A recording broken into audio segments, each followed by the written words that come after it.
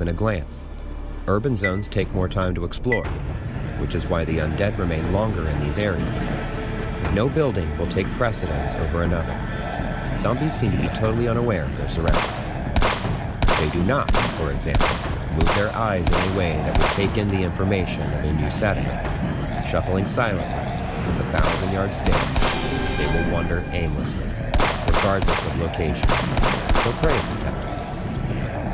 As discussed earlier, the undead possess an uncanny ability to home in on a victim's precise location. Once contact is made, the previously silent, oblivious automation transforms into something more closely related to a guided missile. The head turns immediately in the direction of its victim. The jaw drops, lips retract, and from the depths of its diaphragm comes the moan. Once contact is made, zombies cannot be distracted by any means. They will continue to pursue their prey, stopping only if they lose contact, make a successful kill, or destroy. Motivation. Why do the undead prey upon the living? If it has been proven that human flesh serves no nutritional purpose, why does their instinct drive them to murder? The truth eludes us. Modern science, combined with historical data, has shown that living humans are not the only delights on the undead menu. Rescue teams entering an infested area have consistently reported them stripped of all life. Many creatures, no matter what their size or species, will be consumed by an attacking zombie. Human flesh, however, will always be preferable to animal. One experiment presented a captured specimen with 2 identical cubes of meat, one human, one animal. The zombie repeatedly chose human. Reasons for this are still unknown. What can be confirmed, beyond any shadow of doubt, is that instinct brought on by Selena drives the undead to kill and devour any living creature they discover. There appear to be no exceptions. Killing the dead. While destroying a zombie may be simple, it is far from easy. As we have seen, zombies require none of the physiological functions that humans need to survive.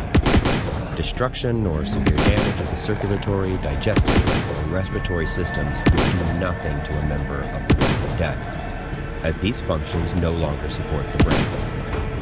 Simply put, there are thousands of ways to kill a human, and only one to kill a zombie. The brain must be obliterated by any means possible.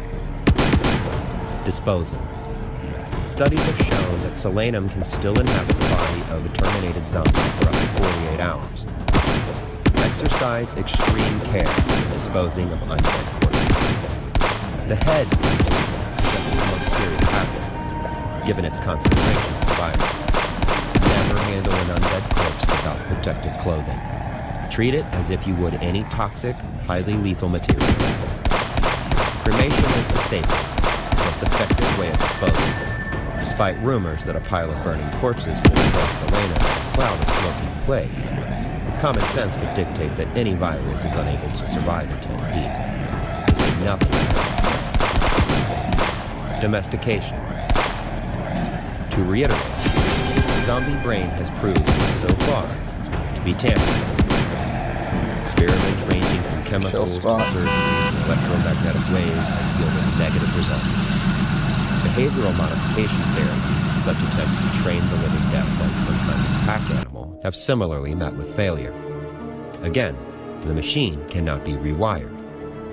It will exist as is, or it will not exist at all. The voodoo zombie. If zombies are the creation of a virus and not black magic, then how does this explain the so-called voodoo zombie? A person who has died, being raised from his grave, and is doomed to spend eternity as a slave of the living? Yes, it is true that the word zombie originally comes from the Kimbundu word Nzumbi, a term describing a dead person's soul. And yes, zombies and zombification are integral parts of the Afro-Caribbean religion known as voodoo. However, the origin of their name is the only